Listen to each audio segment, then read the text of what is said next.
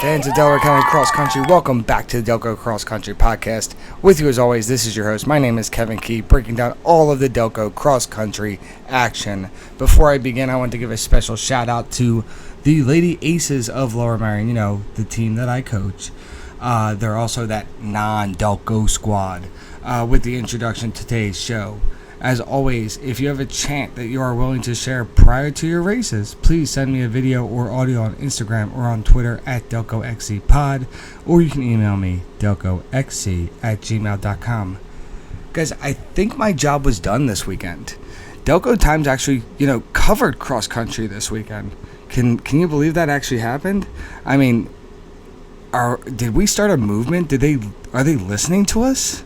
Like, do they know that we're doing something big in Delaware County right now? Probably not.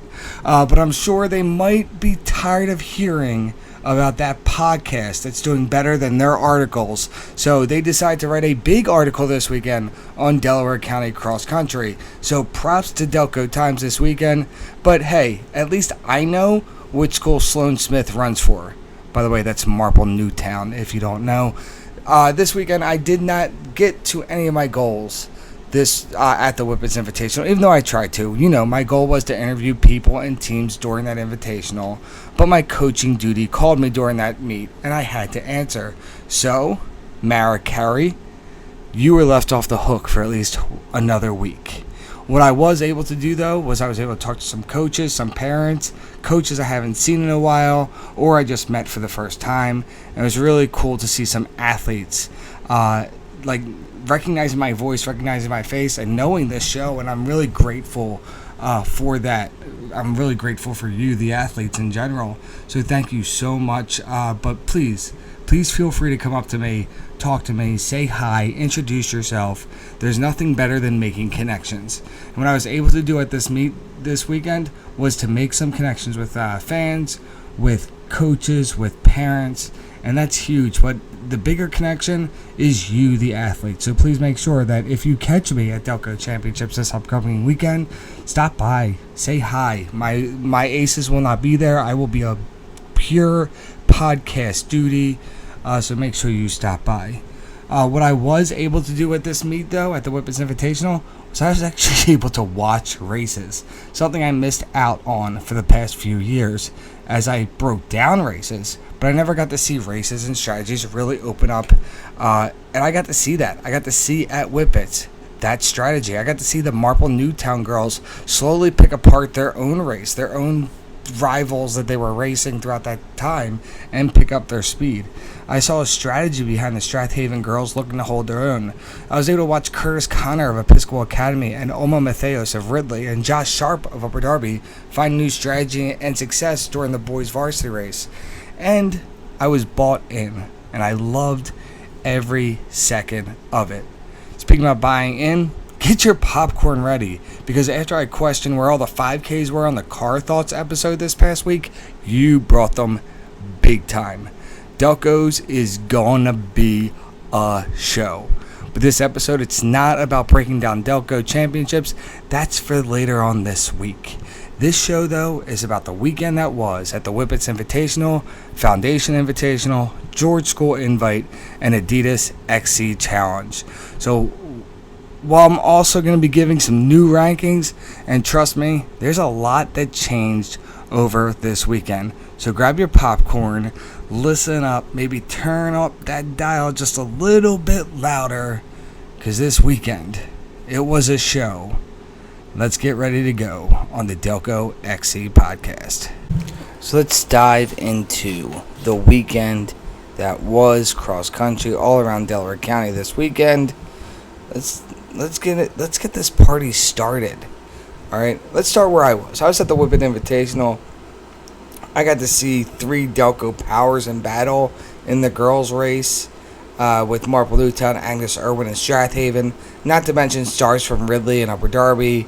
Marple Newtown had arguably the deepest pack. They had 5 runners placing consistently well, and were the top finisher for the DELCO schools, finishing 4th with 160 points. Agnes Irwin weren't that far behind. They were 5th at 181, thanks to Emma Watson's top 10 finish, and some solid support running. Strathaven had strength among their top three with Kayla Gaffney, Mara Carey, and Sophie Jackson, and Ridley showed a strong leader in Cecilia Kane, going 14th overall, where Upper Darby wasn't able to really field enough runners to compete in the team score in this one. So let's break down the girls varsity 5K performances from the Whippets Invitational, starting with Marple Newtown.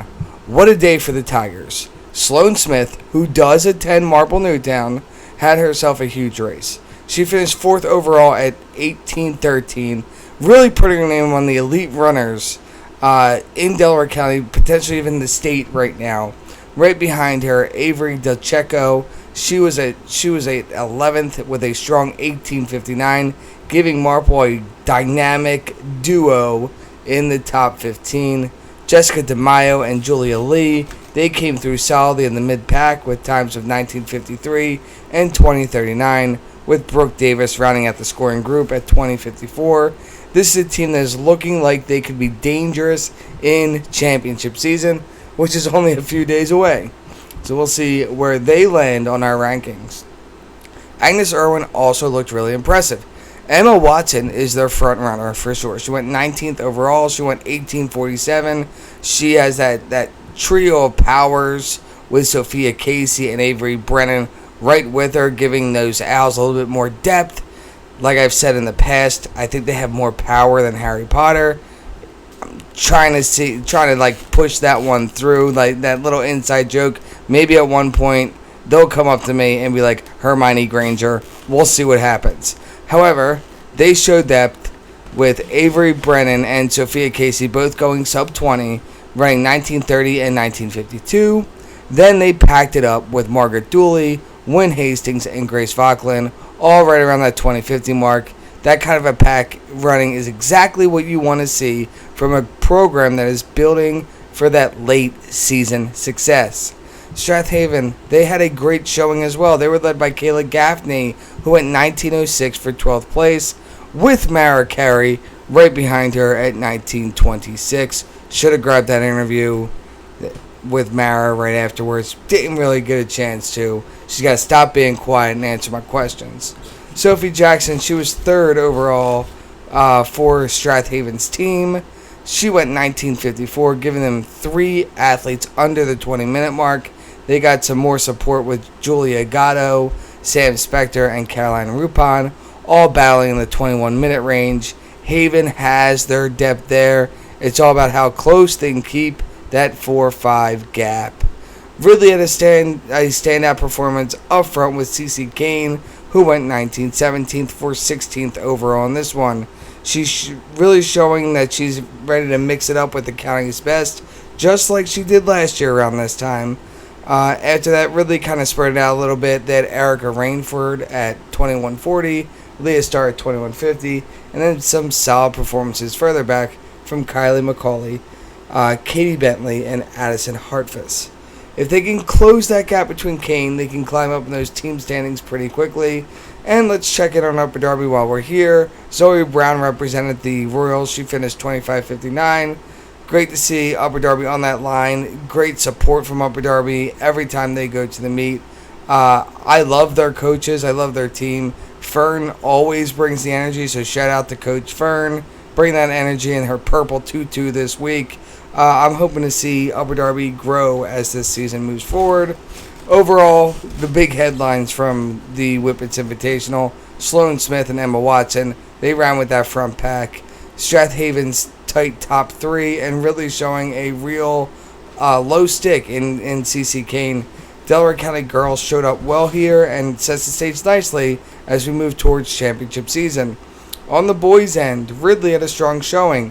They had Oma Mateos, who finished 20th overall with a time of 16:24. Bobby Navazio and Paul Alua followed in 30th places, going 36th and 38th respectively. DeLuso Michael also ran well at 17:25, giving them a good mix of front and middle pack runners. Marple Newtown had runners like Cole Wozniak, finished 57th in 17:13, Julian Bothma at 63rd at 17:20, Jacob Albanese at 98th at 17:54, Nick Knowlton at 106 at 17:59, plus a few more in the later finishes. Not bad, although there's a gap between their top few and then the rest. Haverford School for boys, they sent some runners to the line. They had Colin Park at 61st, going 17:19. Nate Gill went 17:59, and they had some others later. Some solid mid-pack performances, though not as tight up front. For Upper Darby, Josh Sharp, he came in 26th with 16:36. Later, he had Elias Gross behind him at 20:42. Caden Ezel at 20:42 as well. So one strong front runner up front, but we need those others to really close that gap. Episcopal, they didn't have a team here. They were kind of listed as incomplete, which kind of throws my rankings off a little bit. But they have Curtis Connor, who went 6th overall. He went 15:56, which is huge for them. And that kind of front runner alone can lift a whole team's morale. My takeaways in this one, Ridley is the team making the strongest statement. Episcopal Academy puts out the biggest individual headline with Curtis. Josh Sharp was able to throw in a top 30 run and is a bright spot for them. For the rest, Marple, Haverford School, Sun Valley, Chichester, key team is closing the gaps and finding consistency with their 5-man squads. Let's turn it over to the George School Invitational. I know some people are going to listen to this one very closely. Among teams of interest in this were Episcopal Academy, Penncrest, Academy of Notre Dame. Episcopal were the team out there to beat in Delaware County in this one. The team went 3rd overall. They went 97 points, but it's their performances that really stuck out. Kendra Williamson continued her stellar season, going 2nd overall at 17:09. That's 17:09. That's insanity. They also had Ava Cavanaugh. She could do it all. Ava Cavanaugh, I believe, is a 2-sport athlete right now. She was their 2nd runner, going 19:40, finishing 13th overall. Hannah Todd wasn't too far off of Ava. She went 15th at 19:48. Oh my goodness. Look, those top 3 times.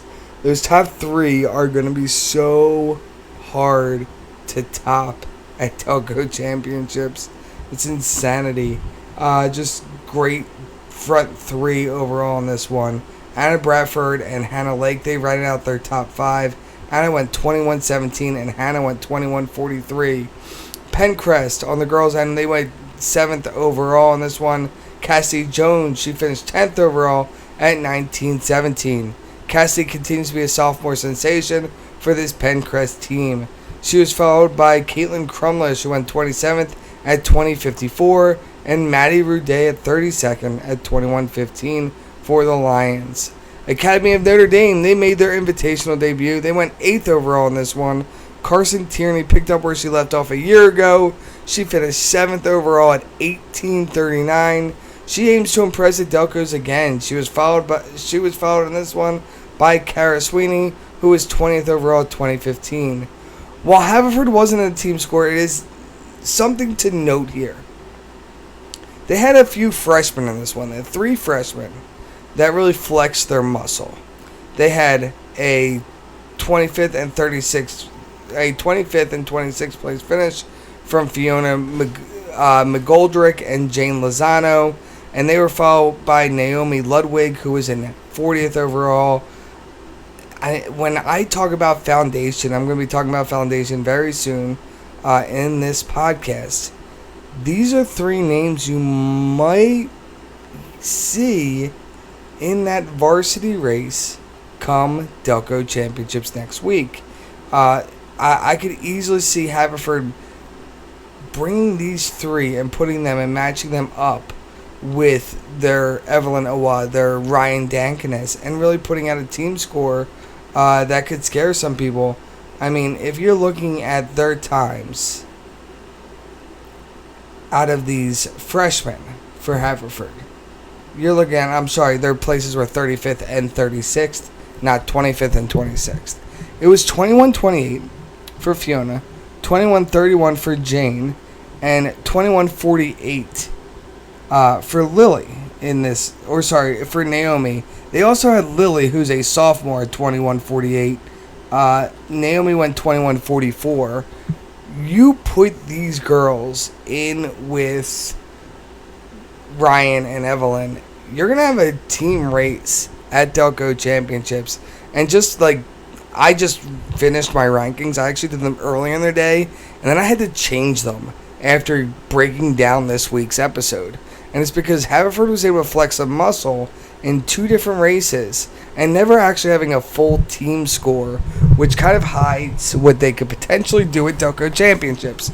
So it's just something I want to keep my eye on throughout this week. Definitely a good showing for Haverford, flexing muscle with some freshmen and sophomores. On the boys' end, we welcome back the team from Pencrest. They found their footing again, and they absolutely crushed the George School Invitational. They dominated this meet. Dominated. Like, it was easy for them. They won with 46 points, and they were led by Rowan Carr. Welcome back, Rowan. He won this one by 4 seconds, going 16:01, which is right now the top time in Delaware County. He was followed quickly by Sean Holst-Rightly, who was 4th at 16:14. That's a 10-second difference. A 13-second difference. Charles Mahalan went 17:26 in 7th. That's a heavy 1-2-3 hit right there. And if you think that was heavy, you didn't see Andrew Hayes go 10th overall at 16:34. So they just, like, Pencrest, quick hit. 1, 2, 3, 4 guys in the top 10. Nathan Weinreich, the senior, he cemented the win. He went 25th overall at 17:38. And if you ever doubted, Bart Krasuski was right behind him. For the Lions, they had their top 6 within the top 26 of this one. They picked up a big win right where they need to be, right before DELCO Championships. Welcome back, Pencrest.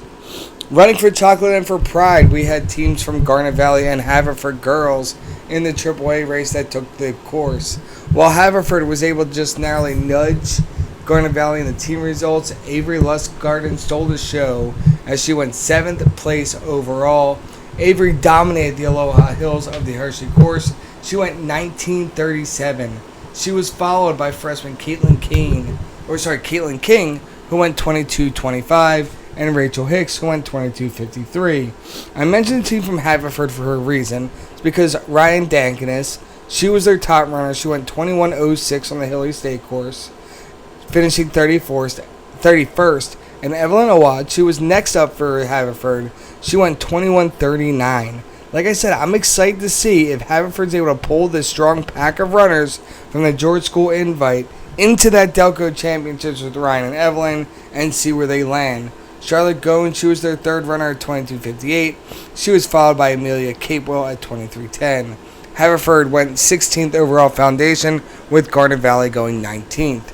In the girls' AA race, it's important to note Archbishop Carroll's Tess I messed this up and I practiced it. Tess Kinsley continued to flex some muscle. She went 37th overall, ran 21:47. Tess coming off a regular season PCL victory this past Wednesday and looks to continue to move up on the rankings. On the boys' end, I finally got to see a matchup I wanted to see. I wanted to see Haverford go up against Lower Marion. Haverford crushed this one. Haverford absolutely crushed it. They went 3rd overall, and they had a top 3 that could equally match that Pencrest top 3. Teddy Foster went 6th overall, 16:26. Ryan Cleary, 10th overall, 16:34. Sean Lawson, 14th overall, 16:46. They absolutely dominated this course and led the way for the Fords. They had a lot of people leaving Hershey questioning who these guys were, and they were the team that the DELCO XC podcast has been talking about since early August. These guys have it. They're followed by Jonathan Awad at 57th and Kevin O'Neill at 84th to close out their top 3 performance. The biggest question mark that's going to go into DELCO Championships for them is, can Jonathan and Kevin close the gap between their number 3 runner, their number 3 runner, and their number 4 and their number 5 runners? That is going to be the interesting question going into the week. We'll get there on the DELCO Championship preview this week. Reiner also had some impressive performances, with Connor Walsh going 39th at 17:19 and Jack Whittle He went 60th at 17:45. And finally, we take the trip down to Cary, North Carolina, where the girls and the boys of the Springfield Cougars raced. The girls, they were led by Lizzie Angelopoulos. She went 20:50. She was followed by Michaela Corcoran at 21:45 and Darsana Bada at 22 flat. Chris Carty was the top finisher for the Springfield boys. He went 52nd overall, but it's not even that. Like, there were 52 kids faster than 16:16. It's absolutely flying. Teammates Liam Harris Iveson, he went 18:03 in this one. Carl Ross went 18:37. Times flying faster than the Wright brothers in Cary, North Carolina. Absolutely crazy this week. Now, I want to get to the part of the show that everybody is pretty much here for. And that is the DELCO week of DELCO rankings. This is a tough one. I told you earlier in the podcast, I changed these rankings actually this evening. It's 10:30 at night right now as I record this on a Sunday night. I'm tired after a long weekend and mentally exhausted. So hopefully these work out. These are the rankings how I see them, and I give some reasons behind it. On the girls' end, it's hard, man. The girls' end, to pick top 5 ranked teams is very hard. On the bubble this week, I had Strathaven and Garnet Valley. Garnet Valley didn't flex their muscle as much as I thought they would, but Avery Lustgarter looks incredible. Strathaven has their top 3 with Gaffney, with Carey, with Jackson, and they could easily be within the top 5 at Delco's. I have Haverford at number 5. Not seeing their full team together yet. I can't wait till I actually can see that on a cross-country course. I have Radnor still at number 4. I don't think Radnor raced this weekend. I think they took the weekend off. But they are the number 4 team right now. This is where things get interesting. Number 3 right now, I have the team from Agnes Irwin. They're going to drop a couple places, only because at the Interact meet, they lost by a point to Episcopal Academy. And at the Whippets Invitational, they lost to Marple Newtown. Those are the 2 teams ahead of them. This was a hard one. I'm still back and forth on this one. I think this could go either way. I could have Marple at 1. I could have Episcopal at 1. Right now, just by looking at it on paper, I do have the team from Marple Newtown at 2nd. They really impressed me at Whippets. They could easily be number 1. If they race the way they can, I think they can win DELCO Championships next week. We can even talk about that later on this week, like I said. But the same thing goes for Episcopal Academy. They find their top 3. It's finding 4-5. It's getting 4-5 to close that gap between Williamson, between Kavanaugh, between Todd. They need to close that gap. And if they don't close that gap, and Marple Newtown or Agnes Irwin or Radnor finds a way, they can easily sneak into the number 1 overall in Delaware County. On the boys' end, this is, once again, was a little hard. I actually had to change this. And I think I still have to change this because I do. Because I'm looking at my rankings on the podcast list. I'm like, that doesn't match up with what I'm posting on Instagram. On the bubble this week, I have the teams from Marple Newtown and Strathaven. They both continued to impress this weekend. But there was a big weekend out of Ridley that bumps them into the top 5. Number 5, I have the team from Penwood. Penwood continues to impress. They're very under the radar right now. Be on the lookout for them. Ridley I have at number 4. Ridley could easily move up to number 3 as well. I just have them at number 4. I still have the team from Episcopal at number 3, even though they did not have a team finish over the weekend. It's hard not to be impressed by Curtis Connor, and hopefully they can get some things together going into DELCO Championships. At number 2, oh, people are going to be so mad at me after this one. I might get so many text messages after releasing these rankings. I don't know if I'm excited for them or not. Like, I can't wait. I might get yelled at by some teams on Instagram, through text messages, through DMs. You can do that at DELCO XC Pod. It doesn't bother me. I just, it's an eye test right now. That's all this is. And I still can't believe I did this. The challenge is number 5. Number 4 or 5 tends to be the biggest challenge. Pencrest has shown me they have a strong top 4 together, which is great. Haverford showed me they have a strong top 3 together, which is great. I had to put Haverford at number 2 this week in the rankings because I don't see where 4 or 5 can really pick off where Pencrest is right now. We will see at DELCO Championships.